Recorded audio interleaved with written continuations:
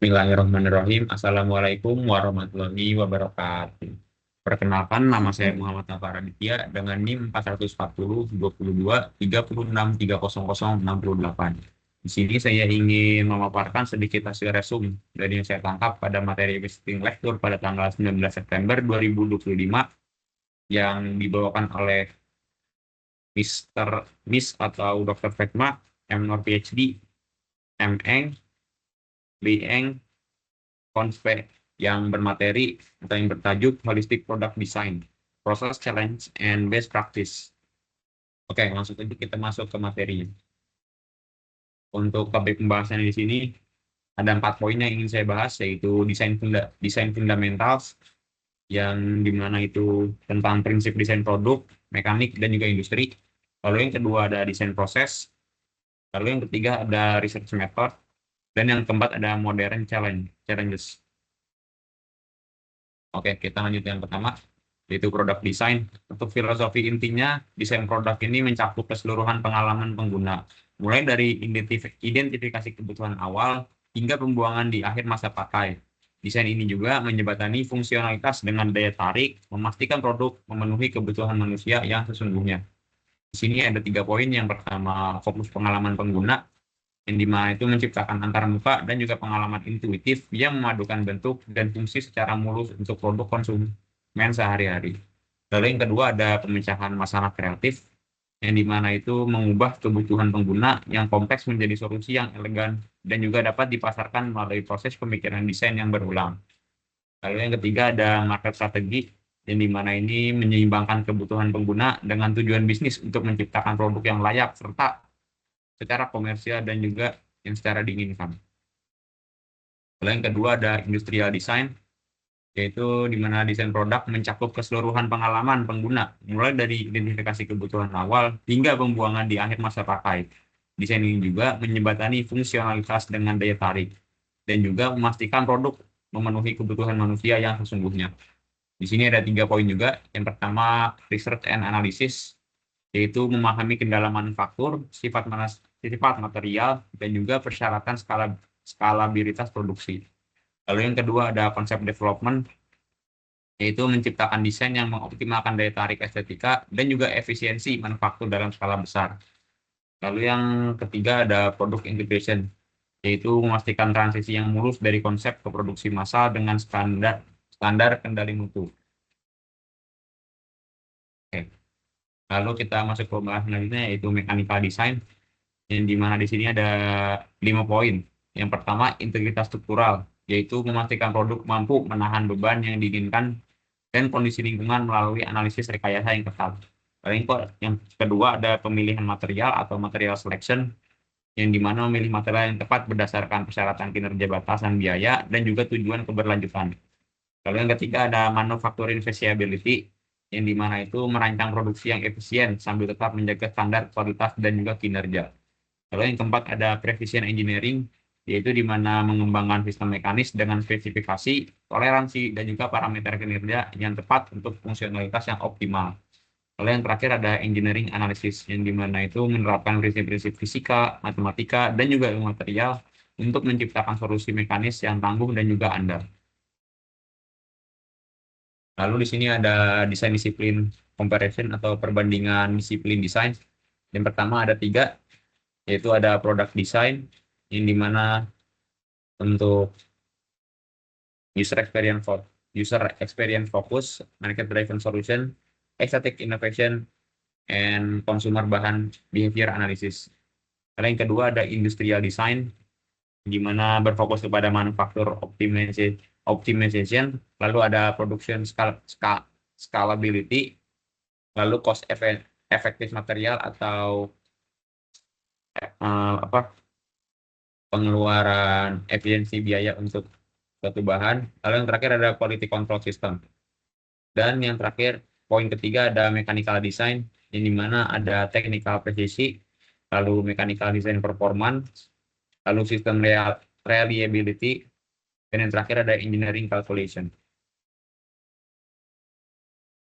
Lalu di sini ada poin the future of design. Di sini ada 4 poin, yaitu sustainability, yang dimana material ramah lingkungan dan juga prinsip desain sirkular mendorong tanggung jawab lingkungan. Lalu yang kedua ada human center atau fokus yang lebih mendalam pada aksesibilitas, inklusivitas, dan hubungan emosional dalam semua disiplin desain.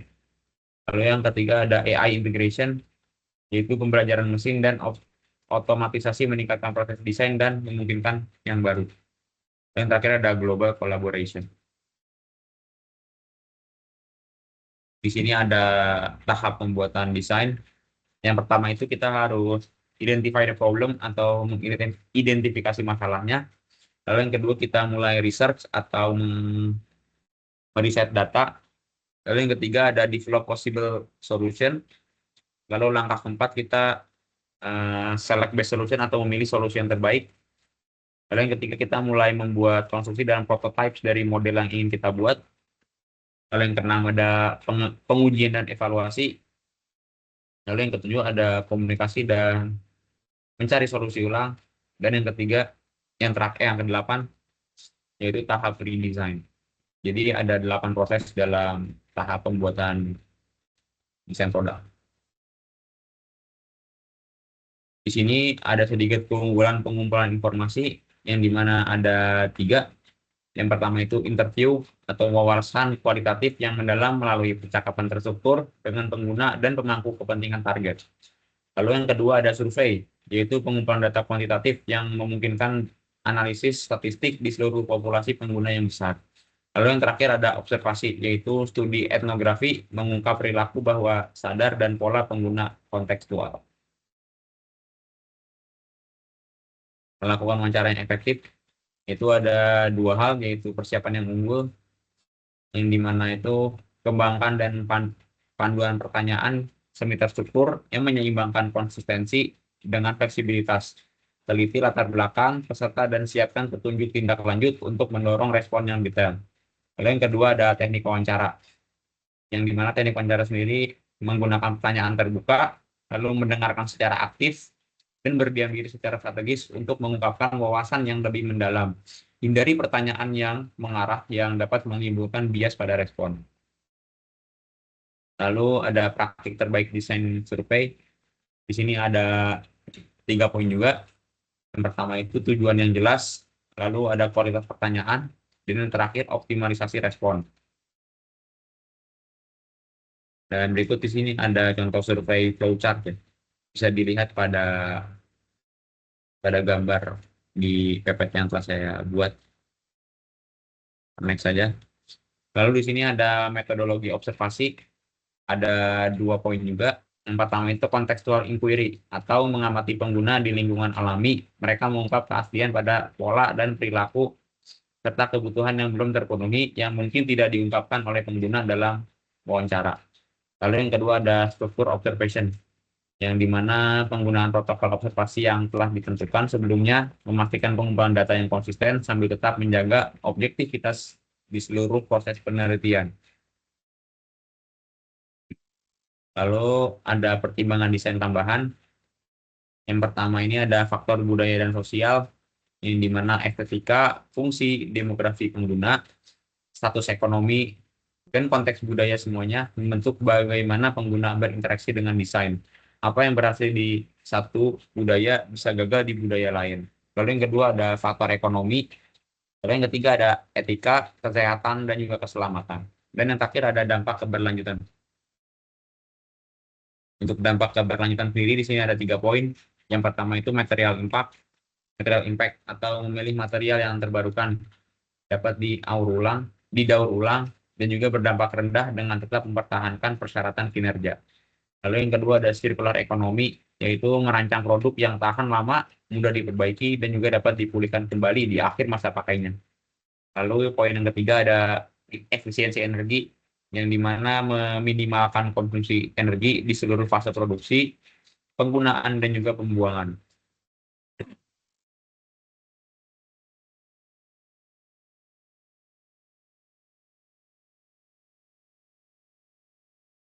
Lalu ada integrasi penilaian siklus hidup. Yang pertama ada ekstraksi bahan material. Yang kedua ada manufaktur atau konsumsi energi produksi dan pembangkitan limbah. Lalu yang ketiga ada distribusi, yaitu metode transportasi dan kebutuhan kemasan. Lalu yang keempat ada fase penggunaan atau kinerja produk dan dampak perilaku pengguna. Lalu yang terakhir ada akhir masa pakai atau end of life, yang dimana ini lebih ke pembuangan, daur ulang, dan juga opsi pemulihan material. Next. Lalu sustainable design strategies. Inovasi material, bioplastik, komposit daur ulang, dan juga serat terbarukan menawarkan alternatif menarik terhadap material tradisional tanpa mengurangi kinerja. Desain untuk dibongkar, menciptakan produk yang dapat dengan mudah dipisahkan menjadi komponen material, memungkinkan daur ulang dan pemulihan material yang lebih efisien. Seperti contoh gambar yang di kanan di sini, salah satu inovasi mungkin di sini ada bambu recycle material. Kita lanjut. Selanjutnya ada evaluasi desain konseptual. Di sini ada tiga poin, yaitu metode PAK, metode PUK atau PAK, yaitu format matriks berbasis tim untuk membandingkan beberapa konsep desain terhadap acuan atau datum reference. Lalu yang kedua ada quality function development or house of quality, yaitu menghubungkan kebutuhan pelanggan dengan karakteristik rekayasa. Lalu yang ketiga ada tabel skor tertimbang, yaitu evaluasi berdasarkan kriteria berbobot untuk menghitung skor keseluruhan dari setiap konsep. Lanjut. Salah satu gambar di sini yaitu satu konsep dari desain produk desain, yang dimana ini isinya masih konsep, yang dimana konsepnya sendiri ada dari bentuk desainnya, lalu fungsionalitasnya, dan juga daur ulang masa pakainya. Seperti yang di gambar sini ada Silopon tabs, lalu ada controller game, ada Lego blocks, dan juga ada puzzle ya di contoh produk desain yang dibuat konsepnya. Dan ini masih sama desain konsep, contoh dari konsep desain lebih tepatnya. Ini juga ada contoh konsep desain dari burung penyalang.